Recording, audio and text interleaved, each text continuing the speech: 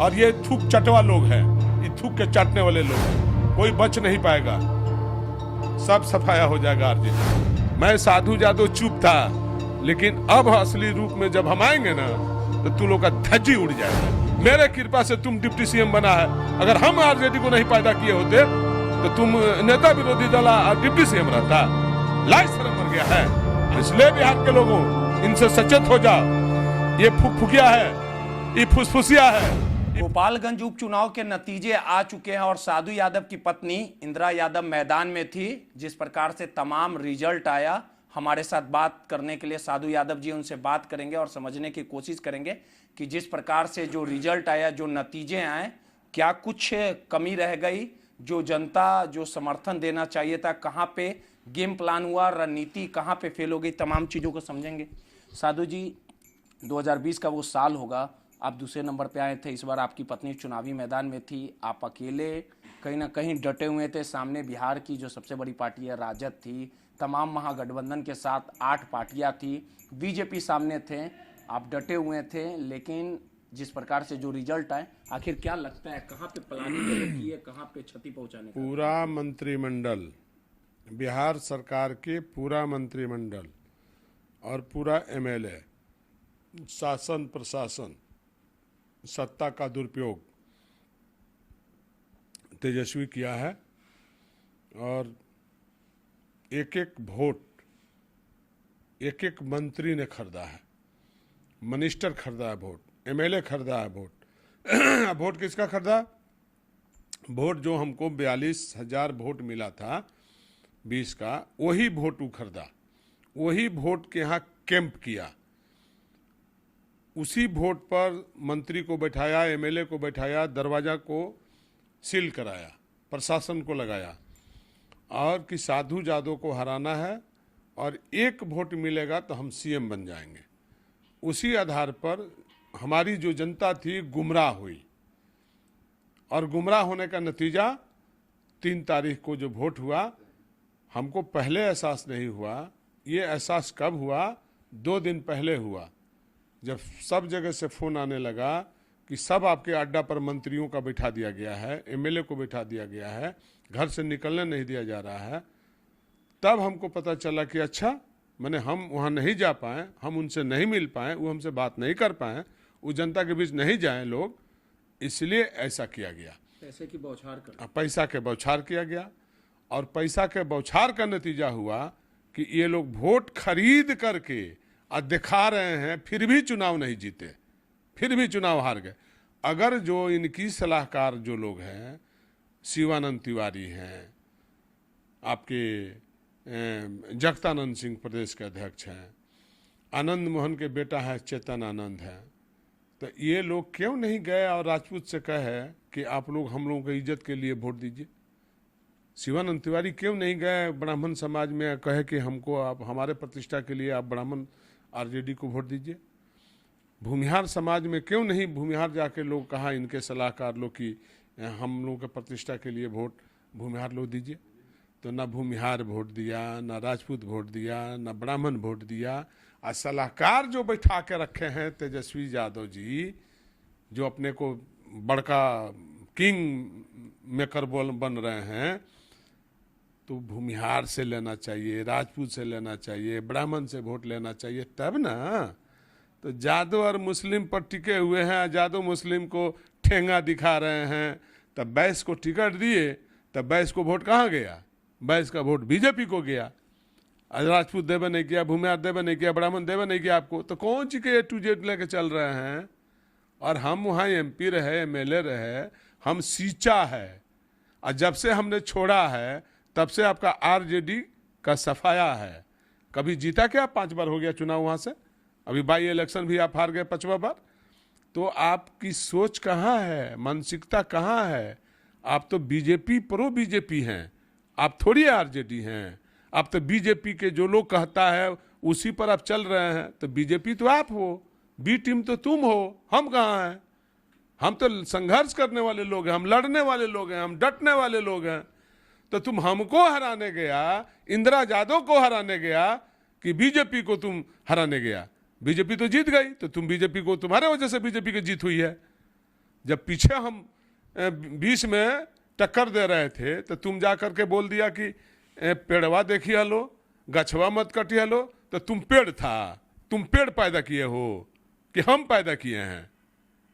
RJD तो मेरा पैदा किया हुआ पार्टी है, तो पेड़ तो हम ही लगाए। तो तुम किस पेड़ को काटने की बात बोला? तुम तो आरजेडी को काटने की ना बात बोला जी। तो तुम कहां हो? तुम तो आरएसएस को टिकट दे रहे हो, बीजेपी में जो ब्रांड है उसको जो है टिकट दे रहे हो, और फिर भी तुम जो है हार जा रहे हो, फिर भी उसका वोट नहीं प्राप्त हुआ। उसका वोट कहां प्राप्त हुआ? तुमको कितना मिला है? राजू जब लड़ा था चुनाव तो उसको 74,000 वोट प्राप्त हुई 15 में, जब नीतीश जी भी तुम्हारे साथ थे और तुम भी उनके साथ थे। ओकरा बाद 74,000 वोट प्राप्त हुआ। ओकरा बाद भी बीजेपी 5,000 वोट से जीत गया। आज भी नीतीश तुम्हारे साथ हैं और तुम उनके साथ हो, तो उससे भी तो तुम्हारा वोटे कम मिला, 7,000। तुमको 68,000 वोट मिला, उसको 80,000 वोट मिला था, और तुम्हारे कैंडिडेट को 75,000 वोट, 74,000 वोट मिला था, 6,000 वोट ज्यादा था। और आज भी वही हाल है, स्थिति है। तुमको 68,000 वोट प्राप्त हुआ और हमारा वोट लेकर के तुम प्राप्त किए। तुम्हारा वोट कहां है वहां पर? जवाब दो, तुम्हारा वोट कहां है? तुम क्यों नहीं वोट लिया राजपूत, भूमिहार, ब्राह्मण का? तब A to Z की तू बात बोलता। नेता भी है तो तुम्हारे साथ जगदानंद सिंह है, शिवानंद तिवारी है, भाषण देने के लिए कि वोट दिवाने के लिए। वोट क्यों नहीं दिवाया? तुम यादव और मुसलमान पर लेकर के वोट को नौटंकी बता रहे हो। तुम्हारा नौटंकी खत्म हो जाएगा 25 में, मैं दावे के साथ बोलता हूं। मैं चुप था, मैं साधु जादव चुप था, लेकिन अब असली रूप में जब हम आएंगे ना तो तू लोग का धज्जी उड़ जाएगा। तू लोग है कहां यहां पर? बिहार की जमीन पर तुम्हारी कहां हस्ती है जी? तुम मेरे कृपा से तुम नेता विरोधी दल बना है, मेरे कृपा से तुम डिप्टी सीएम बना है। अगर हम आरजेडी को नहीं पैदा किए होते तो तुम नेता विरोधी दल और डिप्टी सीएम रहता। लाज शर्म मर गया है, आंख में पानी नहीं है। जो तुमको तेल तासन करके बड़ा किया, तुम सेंस भुला गया, तुम चला गया विरोध में प्रचार करने। कहां नैतिकता तुम्हारी? तुम किसके खिलाफ गया प्रचार में? और तुम बहस करते हो। ये सब चीज दिखना ना चाहिए उनको, राजद वाले को दिखना चाहिए कि हम कौन है राजद? कौन असली राजद है वहां पर? राजद सींचे हैं राजद को। ये चले गए जादव और मुस्लिम को वोट काटने, दलित को वोट काटने, और मेरा ही वोट लेकर के अब भाषण दे रहे हैं। 25 में पता चलेगा कि कहां आपका मंत्री बैठेगा और कहां आपका एमएलए बैठेगा। आपको ईमानदार होते तो आप नॉमिनेशन करा करके आज छोड़ देते कि कैंडिडेट लड़ेगा, पता चल जाता। तब जाकर 3 दिन कैंप करके मुखिया को बुला रहे हैं, सरपंच को बुला रहे हैं, मेरे ही अड्डा पर कैंप करा रहे हैं। अगर हम चाहते विद्रोह करना, आप विद्रोह कर देते तो पीटा पिटोल होता, मारा मारी होता, क्या इज्जत रहता आपके मंत्री का, मिनिस्टर का, एमएलए का? लेकिन मैंने छोड़ दिया, ऐसा नहीं किया। अकेला के लिए भीड़ लेते तब समझ में आ जाता किसमें कितना दम है। वही बात बोल रहे हैं कि अकेले जैसे हम चुनाव लड़ रहे थे वैसे अकेले आप भी लड़ लेते, पता चल जाता। तो शासन, प्रशासन, एसपी, कलेक्टर, डीएसपी, एसडीओ, थानेदार, बीडीओ, सीओ लगा करके शासन प्रशासन का घमंड दिखा करके, भय दिखा करके अब वोट पैसा से खरीद रहे हैं, और तब बोल रहे हैं कि हम इतना वोट प्राप्त कर लिए। 25 में भी प्राप्त करिएगा तो पता चलेगा। अब 25 में आप इधर जाइएगा तो इधर बिहार साफ हो जाएगा। आप सपना सपने रह जाएगा, चकनाचूर हो जाएगा आपका सपना, पूरा नहीं होने वाला है। क्योंकि बिहार का जादू भी देख रहा है कि आप हमको गए थे हराने। आप किसको जिताने गए थे? आपको सरकार के बनाने का विधायक की जरूरत थी क्या? जब आप गए थे तो आप बन के दिखाइए मुख्यमंत्री। अब तक तो रहता नीतीश कुमार से कहिए कि रिजाइन कर दें, मुख्यमंत्री आपको बना दें। आप तो नौकरी ना कर रहे हैं जी, आप मालिक हैं। आप बेगारी खट रहे हैं, विभाग चला रहे हैं और दूसरे के कृपा से चला रहे हैं। आप हिम्मत है तो आप नीतीश कुमार से रिजाइन ले लीजिए, अब बनिए मुख्यमंत्री। ये सब तक कम होगा नहीं। तो आप बेगारी खट करके दूसरे को गुमराह कर रहे हैं। पूरे बिहार के जादुओं को आप बर्बाद कर रहे हैं, मुसलमानों को आप बर्बाद कर रहे हैं, दलितों को आप बर्बाद कर रहे हैं। इसलिए बिहार के लोगों, इनसे सचेत हो जाओ। ये फुकफुकिया है, ये फुसफुसिया है, ये फूस है, ये मर्द नहीं है। ये लड़का अहंकारी है, घमंडी है। इसका घमंड, अहंकार सब चकनाचूर 25 में हो जाएगा। 2025 में 25 में चकनाचूर हो जाएगा। अब बिहार के लोग तमाशा देखेंगे, देश के लोग तमाशा देखेंगे। ये कहीं स्थान पर प्राप्त नहीं कर पाएगा। छोड़ दीजिए मुख्यमंत्री का सपना, दूर है अभी, इसका अकल नहीं है। ये 8वीं पास है, 8वीं पास ही सबक सिखा रहा है बिहार के लोगों को, पढ़े लिखे विद्वान लोगों को। MA पास है इंदिरा यादव, ये टिक नहीं सकता है सबके सामने पर, ये धन बल का प्रयोग कर रहा है।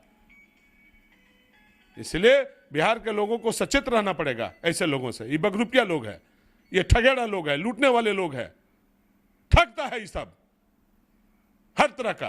कहां से इतना धन दौलत ये लोग पैदा किया है जो खर्च कर रहा है? जनता को वोट खरीद रहा है, बिगाड़ रहा है जनता के नस्ल को।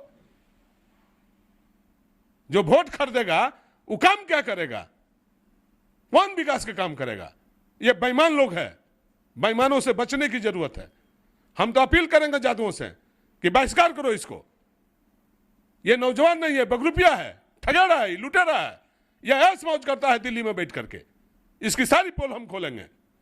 अरे ये सब दलाली कराता है, ये सब दलाल रखा है घर में, कई गो दलाल पैदा हुआ है, असूली करता है दलाली। ये दलाल है, ये सब दलालों की क्या बात करना है? बिहार बर्बाद हो जाएगा ये दलालों के चक्कर में। ये सब दलाल एजेंट बहाल करके रखा है, एजेंट ही कराता है दलाली। ये सब कौन कौन दलाल है नाम गिना देंगे हम सब दलालों को। ये सत्ता के ये लोग की जरूरत नहीं है, ये लोग के दलाली जरूरत है, दलाल चाहिए। रोनी आचार्य ने एक बयान दिया है, क्या कहिए? अरे उस पर क्या बोलना है? उसको अगर अकल होता तो उसकी माई हार गई राघोपुर से, उसकी माई हार गई सोनपुर से, उसकी माई हार गई छपरा से, तो साधु यादव हरा दिए। उसके पिता लालू यादव पाटलिपुत्रा से हार गए तो साधु यादव हरा दिए। उसकी बड़ी बहन मीसा भारती हार गई 2 बार से पाटलिपुत्रा से, साधु यादव हरा दिए। पार्टियां लड़ेगी कि नहीं चुनाव? चुनाव लड़ेगा। कोई भी पार्टी है, पार्टी चुनाव लड़ती है कि नहीं लड़ती है? तो बी टीम हो जाता है बीजेपी का। बीजेपी का काम तो तुम खुद अपने कर रहे हो, तुम दूसरे को क्यों दोष दे रहे हो भाई? अब उसको अकल अगर है तो आकर के किसी विधानसभा में चुनाव लड़े, गोपालगंज में जाकर चुनाव लड़े, पता चल जाएगा, आटा दाल का भाव पता चलेगा। जो चुनाव लड़ता है उसको ना पता चलता है, जो बैठे बैठे ट्वीट करता है उसको क्या ज्ञान है? क्या ज्ञान है उसको? वो दूसरा कोई बना के दे रहा है, भेज दे रही है। तो जो दूसरा बना के दे रहा है उसको इतना भी अकल नहीं है कि क्या शब्द बना के भेजा है। अब मुंह में अंगुली डाल के बुलाया जा रहा है, तो आप ज्यादा मुंह में अंगुली डालिएगा तो हम बोलेंगे। आप समझ जाइए, हम डरने वाले में से हैं क्या? हमको को धन और दौलत का लालच है क्या?